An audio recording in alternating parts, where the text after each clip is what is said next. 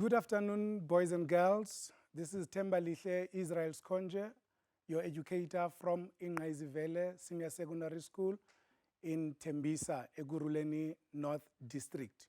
The topic that we are going to be dealing with is the topic on TRC. How has South Africa chosen to remember the past?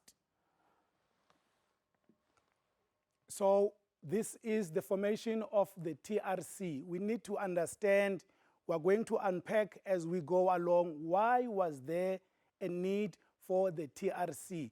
And what was the process of the TRC? How did it come about? How did it go about? And what was the achievement thereof? As you would see on the very same slide that you have here, people that are crying. You also see Desmond Tutu. You see where there is a divide between the truth and reconciliation. There is the truth that says, there is something that says, the truth hurts, but silence kills. And you would see on the other side, this is how the whole process is going to unfold. We're going to be looking at such aspects.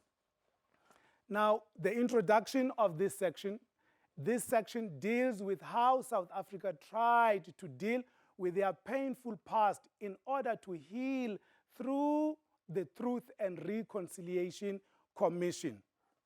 Now, it is very important that we need to understand that whatever that we're going to be dealing with here is going to be premised, is going to be against the background that we are going to be looking at, against the background of what?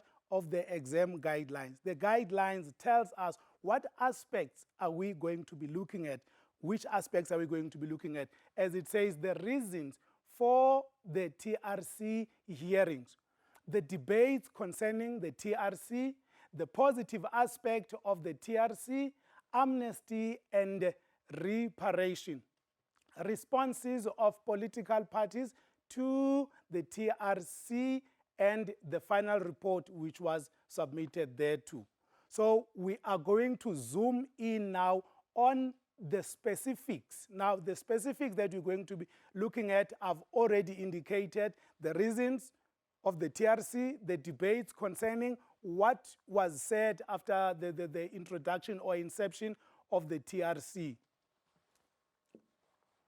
Now, when we are talking about these concepts, when we are addressing this particular issue of what of TRC, it is very important that we must first unpack and understand the concepts that we are going to use. This is what we are going to be looking at, definition of what of these concepts. So when a concept has that you are going to come across in your what, in the presentation, then you must be in a position already to understand, oh, this is what it means. Now we're looking at the very first one. We're looking at amnesty. What is amnesty? Amnesty is being officially forgiven for politically related crimes committed during the apartheid period. This is when, during the times of apartheid. Now, after apartheid, when there was TRC, people had to confess, people had to mention what is it that they did during the times of apartheid. And these were supposed to be politically motivated crimes. And they would therefore be given, they would be forgiven. That is what it is, being officially forgiven for political related crimes committed during the apartheid period. Atrocities. What are atrocities? Atrocities are shocking and cruel acts against an enemy during a conflict. This is what we saw during the times of apartheid, where atrocities were people that dared to oppose apartheid, those who dared to come and say what apartheid government was doing was wrong. They were subjected, they were humiliated, they were seen as enemies. So there were these cruel acts which were imposed against them. What is compensation? An amount paid for loss or damage. Human rights violation, abuse of individual rights. If you get beaten up, you get sent to jail without trial, those repression that happened during the times of apartheid, those were human rights violation. Perpetrators. What are perpetrators? people who commit crimes or the abuse. So this did not happen in isolation. There were certain people, members of what? Members of the security force that went on to abuse, went on to repress, went on to oppress, because what they wanted to do, they wanted to the status quo to remain. So what did they do? Those who were in opposition of apartheid were therefore incarcerated. They were arrested. They were put in jail. There was that fear that was engulfed, that was imposed on people. Everybody was so scared of what was happening, because if you dare spoke, then you'd be arrested. And those who arrested people were those who were perpetrators. Also on the other side, there were those who were perpetrators of violence, those who burned other people, those who also demolished, or those who also burned buildings. So they were perpetrators of violence. There was also what was called the third force. What was the third force? It's an anonymous, behind-the-scene group that stirs the conflict. This group is not seen. Nobody can pinpoint and say, this is the group that does this. They are doing this secretly. And what they're doing, they go to this group and they say, so-and-so has done this. So this is what was happening in South Africa. Those that would hear about the third force during the times of Inkatha Gate, when the ANC and the Inkatha were fighting, where did they get the arms? Where did they get all those things, the weapons? So there was somebody was instigating for them to fight. Witch hunt is an intensive systematic campaign directed against those who have done something wrong. That's a witch hunt. When those that have done something wrong, they are being focused at, they are being sought out within the communities. Restorative justice, this is a justice that is based on reconciliation, where perpetrators, they get amnesty. That is what South Africa did after the release of Nelson Mandela, after the negotiations. They chose restorative. You restore faith, you restore peace, you restore humanity. That is what they were doing. There is also what is called retributive justice. Justice, this one, is based on revenge, where perpetrators are punished. An eye for an eye, a tooth for a tooth. So this is where you say, you hit me, I hit you. If you remember in the Bible, the bishop would understand, everybody would understand. In the Bible, they say, if you walk a mile, somebody say you must walk a mile, you must let that person walk a mile, and then you walk another mile.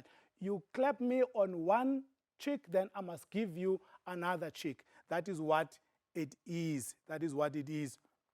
We're talking about, this one is an opposite thereof.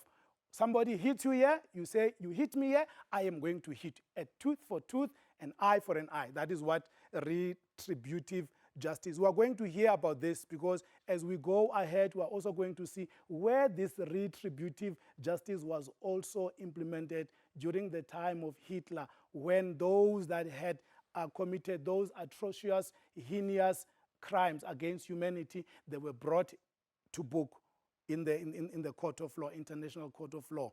So the people, the Nazi party members, they were subjected to retributive, they were punished.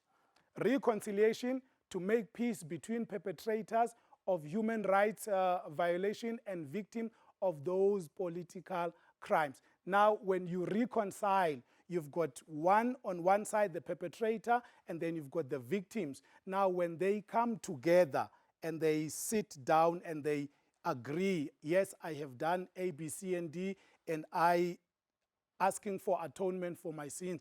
Please forgive me. It was not me who did this. It was the system that had sent me. So that is what reconciliation is, making peace between perpetrators of human rights and victims of these political crimes. Now, what was the TRC? This was a court-like body assembled in South Africa after the end of apartheid under the leadership of Desmond, that is Archbishop Desmond Tutu. And then he was the chairman, and then he was His deputy was Alex Borrell. It was established by the Government of National Unity. And anybody who felt that he had been a victim of violence, he could come forward and be heard at the Truth and Reconciliation Commission. The perpetrators of violence could also give public testimony, and they could also request amnesty from prosecution. The TRC was a crucial component of the transition to full democracy.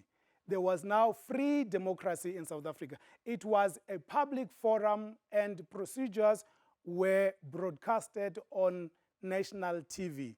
It is, however, seen as, despite its flaws generally, it was seen as having succeeded. As you go to the very first slide that I had shown you, where you can see people there that are crying. The person there, the lady, is crying, is being comforted. Now she's being comforted after having heard news. At that particular time, people would just dismiss, would just be not nowhere to be found. They would just vanish, and then the police would know, the police force, because those people had been a thorn in the flesh of the apartheid government. So now when people are saying this is what has gone on, a person who had lost a son, a person who had lost a father, now when all of that was now relayed to them, when the truth was revealed, this is what they went through. As you can see, the lady there is crying, is emotional. Now, there are various forms of justice, as I've mentioned. There is the restorative justice, that one that restores humanity. How do they go about? You are going to be looking at restorative and retributive. And here it says restorative justice, healing, and it addressing the injustices of the past. So the injustices of the past, it was not now an eye for an eye, but it was a process of forgiveness, coming together. Whereas, as I've already mentioned, retributive punishment for criminal behavior, e.g., as it happened in the Nuremberg trials after the Second World War. The top surviving German leaders were tried for the crimes that they committed. They were sought, they were looked, they went on to investigate where can we find them, those that were with Hitler. So they were brought to book saying, remember, these people killed plus minus 9 million of the Jews, and they burnt them. So if you still remember how the Jews were subjected to humiliation, they had to walk around with a star. They were not allowed to marry a German person of German blood. There was just total discrimination in Germany by Hitler. So those who had participated there were therefore brought to book. That is retributive justice, as opposed to what happened in South Africa. In South Africa, even though we are going to hear about various people that were involved in the dehumanization, oppression of black people by the apartheid system, the soldiers, the army, the police force, people being detained without trial. Some were killed, like I've indicated. But when people came to the commission and they revealed this is what we did, and we were instructed by the government, for as long as they said this was politically motivated, even some of the members of Mkondo Wesizwe, even though most of them they refused, but if people came and they said we were under the guise, or we were actually following instructions, and this was politically motivated, then they would therefore get what is called amnesty. Revenge is healing, and then revenge on this side, I don't know what has happened, it has gone away, but if they say here, if you go for revenge, prepare 2 graves. If you go for revenge, prepare 2 graves. What does that mean? It means there is no guarantee when you revenge that you are going to win. Revenge is a double-edged sword. Now, The structure of the TRC, that is the Truth and Reconciliation Commission, this was set up under the leadership of Desmond Tutu to try and deal with the mental and emotional scars left by apartheid. Tutu was the chairman, Dr. Alex Borain was the vice chairperson, and there were also 19 commissioners. The terms of reference were to investigate gross human rights violation from 1960 to 1964. This was premised, or the premise was on promotion of reconciliation as much as establishing historical truth. So at the end of the day, why was this necessary and how was it structured? You will hear all about the terms of reference. What are the terms of reference? What is it that they had to look for? What is it that was going to be investigated? Now, the time frame that they're looking at between 1960 and 1994. Why? Because it is said during this time, it is the time whereby there was so much gross violation of human rights. Now, if you remember, we go back 1960, how many people died in Sharpeville massacre? If you remember, we fast forward, we go to June 16, 1976, where students that were protesting, they were also massacred. In between, there were many people that had gone exile. Some were never traced. Some skipped the country. They went to exile. When they were in exile, they were also followed by the system and they were killed there. That is why you are also going to hear when we speak about the negatives of the TRC and the positive of the TRC, you are going to see that those who were killed outside of the country, they did not get justice. Those who were, subjugated outside of the country, they did not get justice. But we will get to that when we get to it. So that is what the Truth and Reconciliation, it was premised on what? On promotion of reconciliation. Now, Mr. Mandela at that particular time, having served 27 years in prison, when he came back, he saw that there was this divide between those, I would just say bluntly, between those who were in government. Unfortunately, those happened to be white people that were in government under apartheid government. So, and those who were subjected to humiliation, oppression, who happened to be black. But having said all of that, there were also other people that of white race that were on the side of the struggle.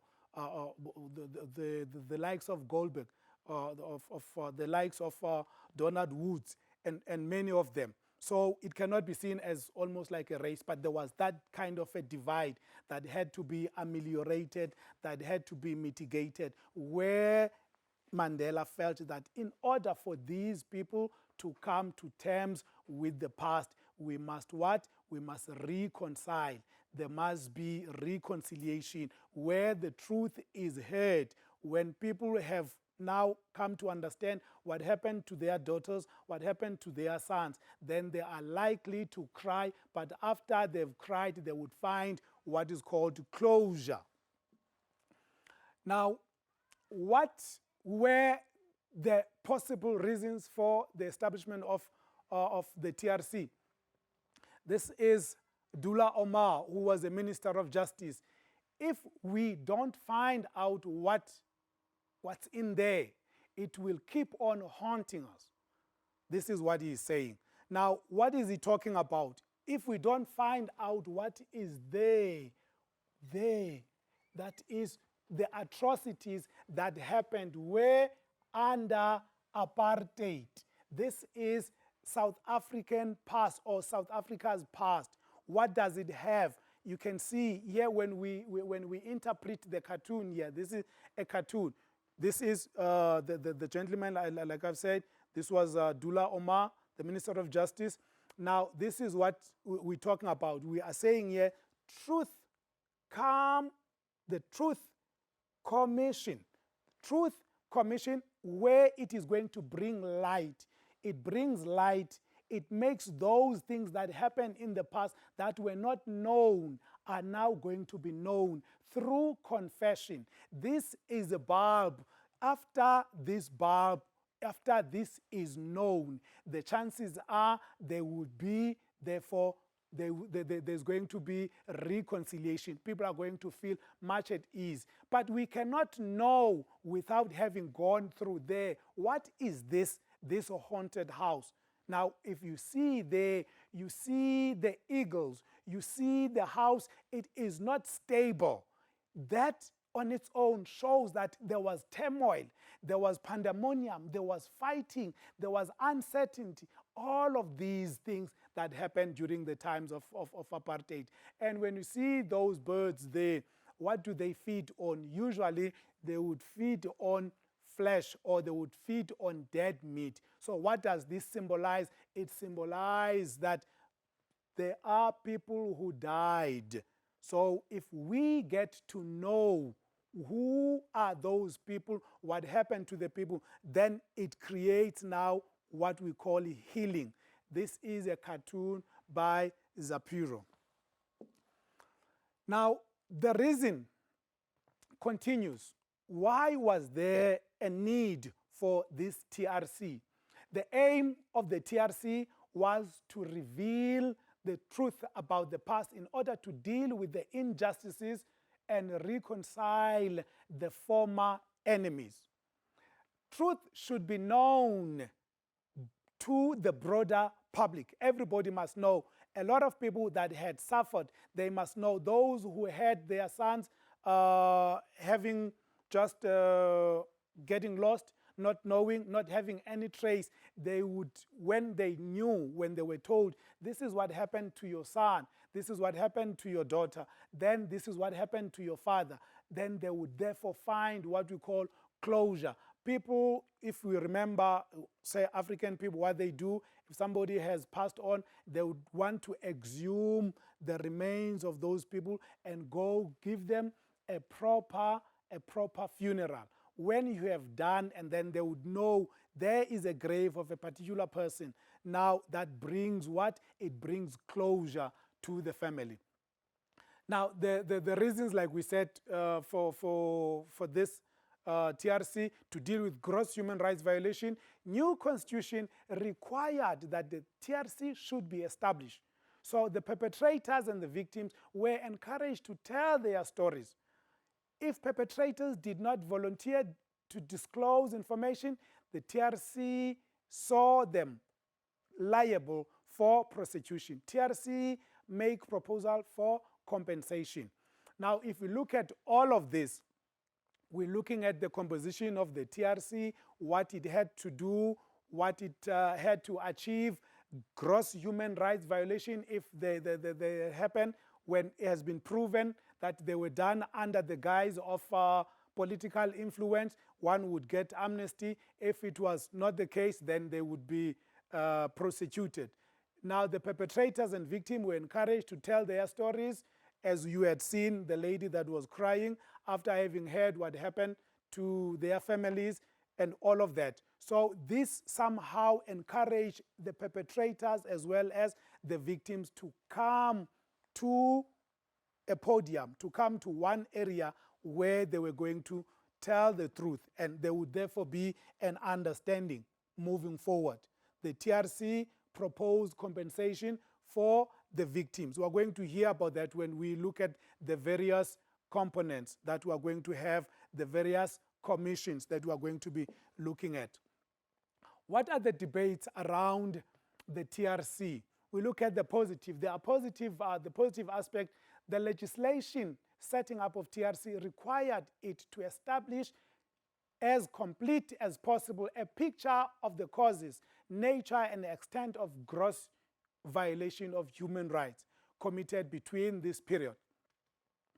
The TRC's rationale assumed South Africa to be deeply divided and in need of healing, not through a forgetting of the history of division, but through formal engagement with that history. The TRC was then a key instrument in South Africa's endeavor to find a past or a post-apartheid reconciliation.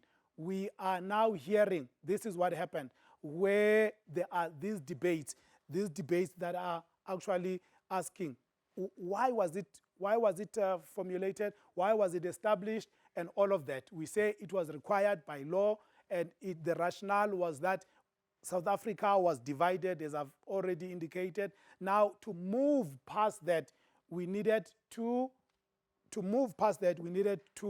have that reconciliation. Now, the debates continue.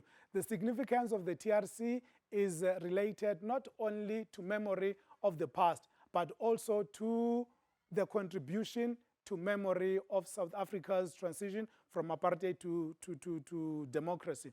Future historians of the transition will find the story of TRC looming large, because there are some unanswered questions and there are some discrepancies that are going to be seen. The record of TRC are as important a memory resource as the records of the past, which it has both reclaimed and generated. Now, what were the powers of the TRC? The TRC was granted the same powers as a court of law. This meant that they could investigate gross human rights violation. They could subpoena any person to appear before it if it was considered necessary. They conducted public hearings in every province throughout the country. They could obtain warrants from the judges to gather information. They had the right to search private premises if it was believed to contain hidden evidence. What was the mandate? What were they supposed to do? To bear as witness, to listen and know about the record, to put on record.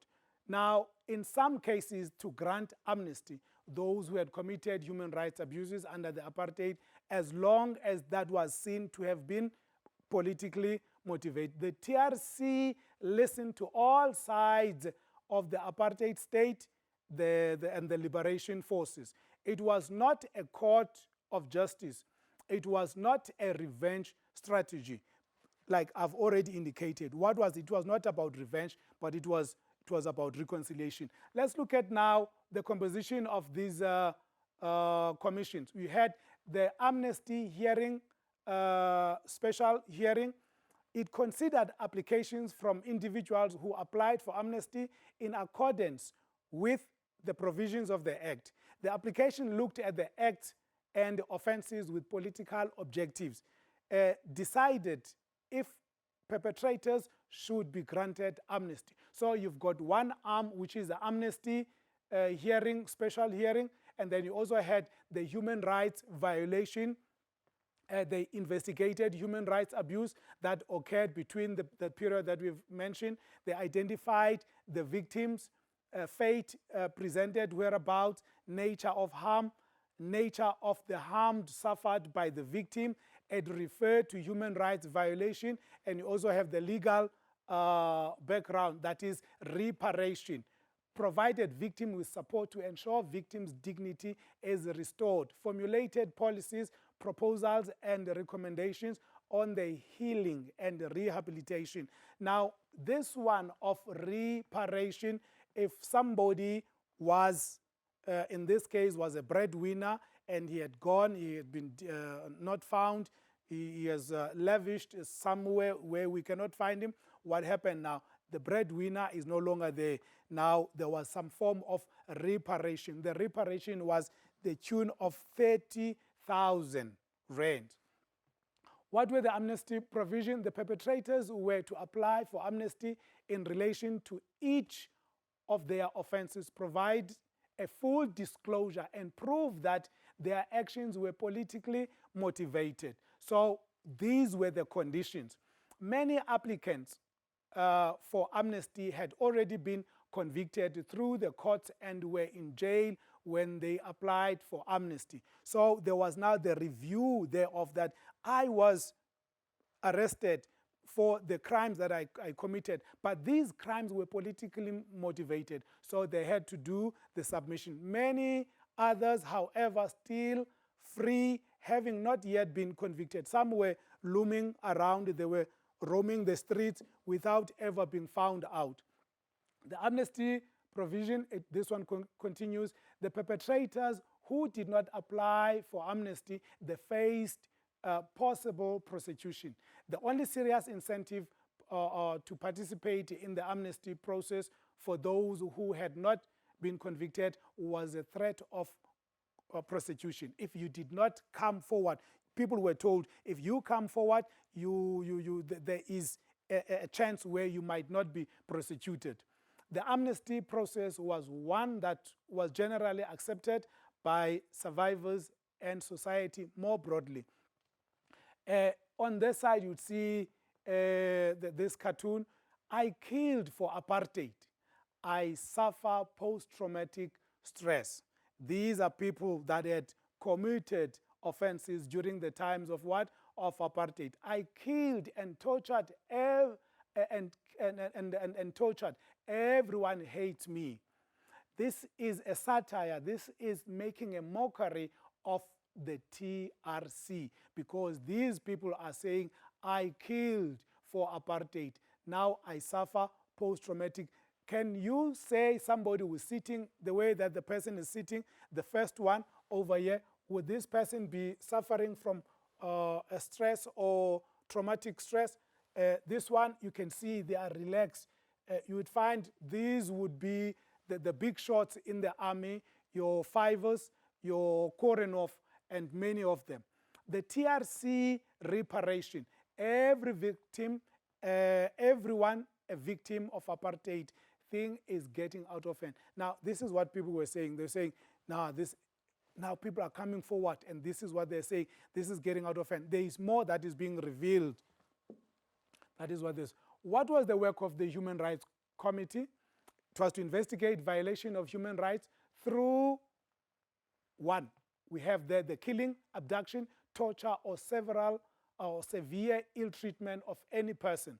B, any attempt, conspiracy, incitement, instigation, command or procurement of, to commit an act of violence. Those people that were now brought forward are those that had committed these crimes under the guise of what? Of apartheid. Reparation and Rehabilitation Committee. This committee determined the effects of the gross human rights violation. It provided the families with support. Reparation, it provided the families with some form of support, like I've indicated that they were given 30,000 rands. They recommended the reparation of 30,000 a once-off and ensure that the human rights violation do not happen again. What were some of the TRC's results? We've got there 7,116 cases were heard. 5,392 were refused amnesty, which is about 75% that had applied, that were refused amnesty. Now, we had said the qualification criteria for one to be given amnesty was for one to have committed these crimes during the times of apartheid between 1960 and 1994. And the crimes that were committed had to be politically motivated. So some people submitted and they were refused. We say when we round it off, it was only about 1,000 that were granted amnesty. Here it says 849 that were given amnesty. Both the apartheid and the perpetrators and the ANC were condemned for committing atrocities. Research showed that the population of South Africa felt that the TRC failed to achieve reconciliation between black and white people in South Africa. People felt that the TRC was a prerequisite for reconciliation rather than an alternative to it. People also felt that the TRC was weighed in favor of the perpetrators of abuse, not the victims. These are some of the criticism that are actually leveled against the TRC. Now, if we do the evaluation of the TRC, the success in 1998, the TRC gave Nelson Mandela its 5-voluminous final report. So it was instituted to do what? To record. So it had succeeded in doing that. And it continued for another 2 years. Many people did forgive. So many people forgave the perpetrators, because when the perpetrators came and they justified their actions, this is what they said: no, if I had not done this, I would have been killed myself. So I had to do. Others would say I was brainwashed. Others would say, in my eyes, I had seen a black person as what? As Roy Gefar. I had seen a black person as an enemy. That is how I was indoctrinated. So whatever that I did, it was not out of my free will, but it was out of fear that when black people take over, they're going to reverse what the government was doing, the apartheid government. TRC was congratulated and hailed for healing the past and building a rainbow nation. More than 21,000 victims of the TRC showed understanding of pain. In 2003, 2 volumes of reports consisted of the victim statement, which related to 38 incidents and 14,000 killings. Victims were given a once-off reparation payment, as if there was no amnesty, a war would have ensued. Now, that is what people are saying. What were the criticism of the TRC? People felt that although it gave many opportunities to get to grips with the past, the Commission did not do enough to bridge the gap between white and black. The family of Steve Biko opposed the amnesty process on the grounds that it would rob them of justice. Former State President Botha refused to testify, recalling the Commission not to be equated with crimes done by illegitimate regime. Many victims felt that the perpetrators got away with murder, and the apartheid agents felt that they were persecuted for acting in orders of those above them. So if you look at all of the ANC felt that the deeds committed in the struggle for liberation could not be equated with the crimes done by an illegitimate regime. Being restricted to politically motivated acts, it meant that racially motivated crimes were neglected. Archbishop Desmond Tutu summed it up in his book with the title, No Future Without Forgiveness. So if we look at all of these criticisms, they are poking holes in the truth and reconciliation, saying even what reconciliation that was there, it was a pseudo reconciliation. It was not, it has not actually bridged the gap. The Steve Biko family, we've indicated they're not happy. They wanted to take the matter to the highest court, and many victims, they felt that the perpetrators got away with murder as they were not subjected to prosecution. What were the negatives? It has been suggested that it focused on gross human rights violation within a specific period, and this contributes a skewed view of social memory. Now, if we look at that, what does it mean?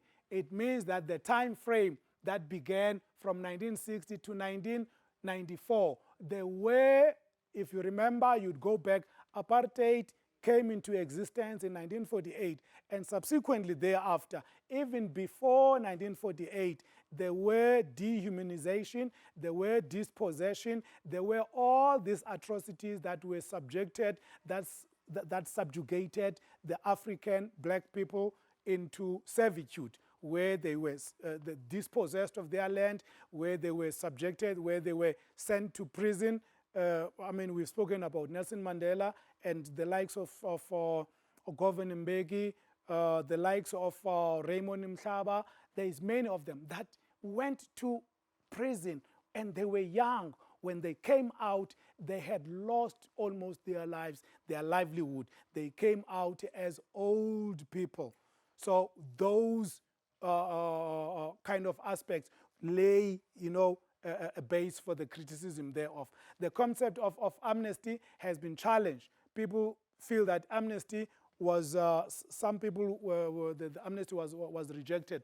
Response of political parties. If we look at the political parties, there you have the PAC. PAC, they felt that this was a witch hunt, this was not fair because of what had transpired. You've got the Inkatha Freedom Party also was not happy with what the TRC had come up with. The National Party, the ANC, many people were criticizing the TRC. The ANC alleged that the TRC tried to criminalize armed struggle because they believed that what they stood for, they were fighting against an illegal government, apartheid government, racist government, which was not supposed to be there in any way. This was even condemned by the international community. Apartheid was regarded as a crime against humanity. De Klerk and National Party said TRC was a wasteful process as it had tried to link him to the third force. Its work of reparation and rehabilitation has been found to have been skewed, have been sketchy. It confined itself with looking only on what happened in South Africa, not outside South Africa. If you remember, I've indicated that the South African army went on to bomb people outside of the country, in Mozambique, in Tanzania, Dar es Salaam, and all of those places. They say the TRC failed to analyze the structures of apartheid and how they change over time is misleading on the future, on the nature of the main cause of gross human. Why did this happen, this gross human rights violation? Its contribution to reconciliation has been questioned to have created an emerging community rather than a truly united. Now, when we speak of emerging community, this is what was imagined by Nelson Mandela. He wanted this rainbow nation that was full of people that were cooperating, not only in sport, because that is what has happened in South Africa. We would find the cooperation more often than not as when the rugby or the soccer matches, that is when you would see this, but that remains to be argued. These important debates, important at many levels, not least in terms of their potential contribution to the process of reconciliation. Now, the negative aspect, they continue. South Africans finding another, not forgetting this instant, the work of the TRC, but remembering and imagining a way forward. It is crucial then that space be provided for the debate. So there must be debate around the issue of TRC as it continues, because some people feel like it was not as successful as it was acclaimed to be. Part of this space is constituted by archives of the TRC. Every interrogation of its work will rely ultimately on access of records of the TRC about the TRC. Now, how did it help in the nation building? We look at South Africa at that particular time was on the verge of a civil war. Let's look at this. Tutu felt that the only way to true reconciliation and nation building, there needed to be an about turn of the past of the human rights violation. These had to be known. So these atrocities on human rights violation had to be known in order for South Africa to be able to move forward. People didn't need to forget. What is it that they needed to forget? You would not have forgotten something that you did not know.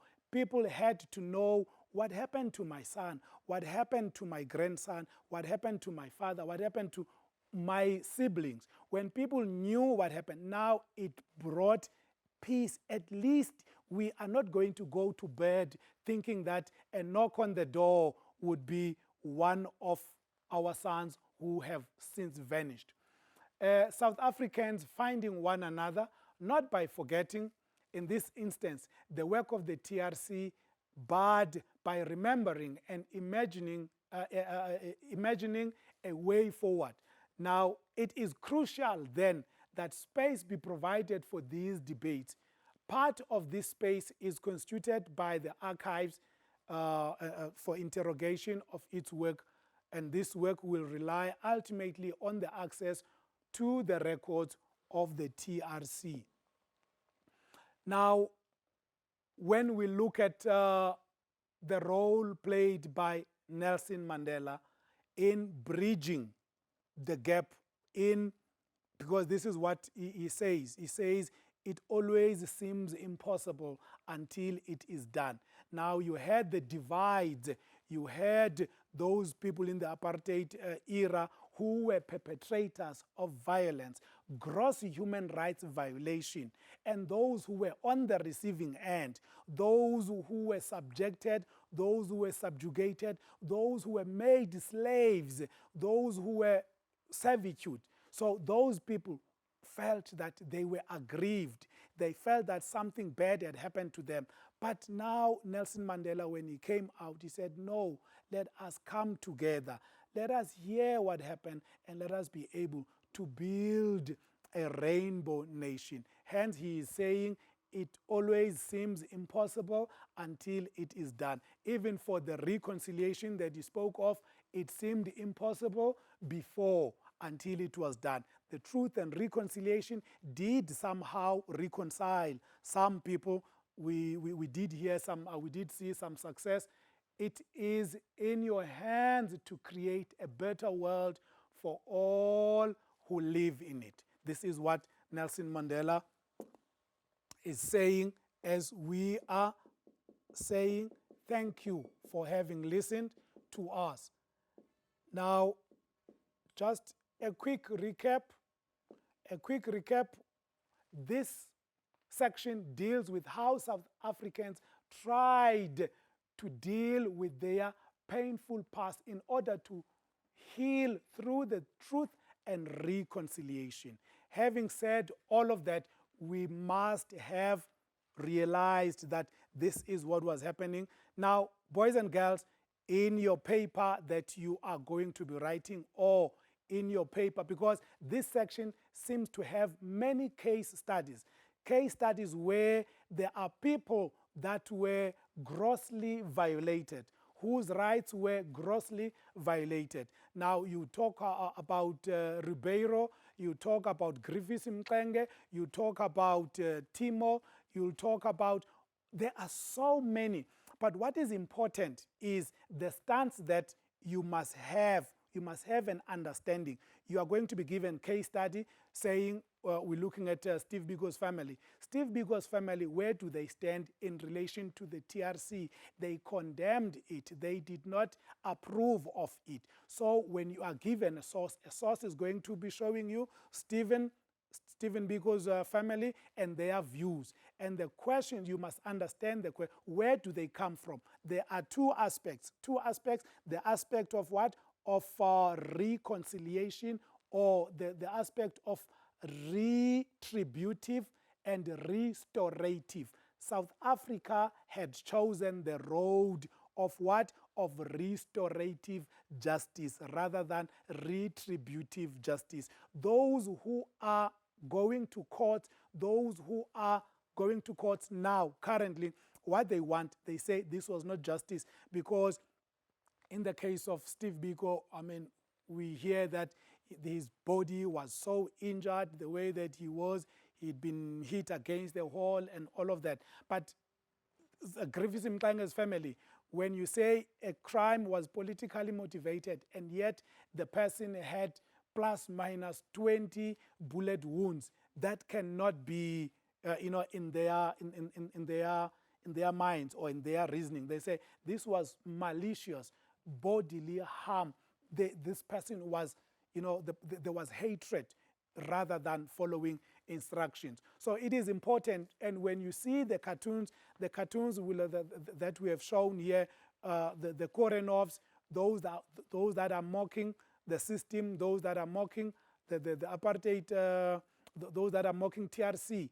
And there is one cartoon that you are going to see where Archbishop Desmond Tutu is carrying a book, a heavy book, and he is saying, taking that, is giving that to Nelson Mandela, he's giving that, and then he's saying, at least we've done our work. Now, in the midst of all of that, you would see other people on the other side that would be saying, even though you did what? you did your work, they would say, we also did our work. And these were the security forces that also wanted to conceal, not for their actions to be seen. So you would see that there's going to be a lot of cartoons that you are going to be looking at on this. And what an example would be, hello, Truth Commission, I'm about to commit a politically motivated gross human rights violation, and I'd like to be included in your next extension of the amnesty cutoff. This is somehow making mockery of the system. So you must be able, when you dealing with this, that know that there are those who did not want to come forward. There are those who did not want to reveal what they did. And there was now an amnesty cut-off date, which had to be extended. And these people, they are just making mockery of the system. As I've indicated, under reparation, we are saying under reparation, there are some victims were not given what was due to them. And also, you can also look at the view of 30,000, having lost a breadwinner, somebody, most of those people that, those were highly educated, they would have had a nice life, they would have provided for their families, and they were now given 30,000. Reparation was where you've got the TRC, you've got the government, and you've got there the ANC. The ANC is looking on one side, and then you've got the Nationalist Party or the government that is actually steering the ship. And these reparations are questionable because out of so many people, out of 38,000 cases that were brought forward, only a few were able to get reparation.